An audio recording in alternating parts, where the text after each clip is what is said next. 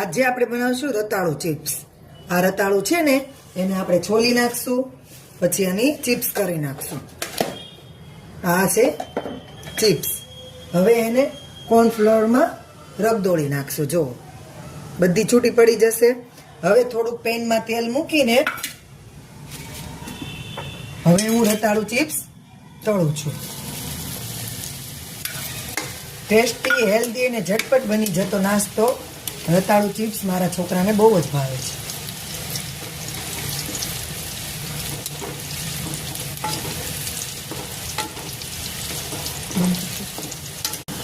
જો તમે આ જોઈ શકો છો, આપણી રતાળુ ચિપ્સ તળાઈ રહી છે. જો હજી લાલ થવા દઈએ. હજી આપણે આને લાલ થવા દઈશું. હવે આપણે આ રતાળુ પૂરી કાઢી લઈએ. રતાળુ ચિપ્સ બહાર કાઢી લઈશું. જો તૈયાર છે ને રતાળુ ચિપ્સ. હવે એમને બહાર કાઢી દઈએ.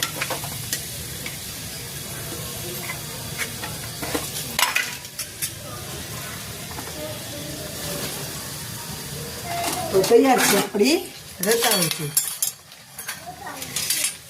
જો હવે એની માથે નાખીશું આમચૂર પાવડર, મરી પાવડર, મીઠું, બધું મિક્સ કરેલો મસાલો નાખીશું.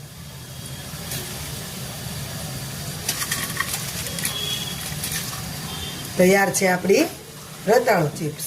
હા, મને આ મમ્મીની રતાળુ ચિપ્સ બનાવેલી ખૂબ જ ભાવે છે અને મને આ ખૂબ જ ભાવે. હા, જો તમને આ મારી રેસીપી ગમી હોય તો લાઈક કરો, શેર કરો અને સબસ્ક્રાઈબ કરો અને વધુમાં વધુ કોમેન્ટ કરો.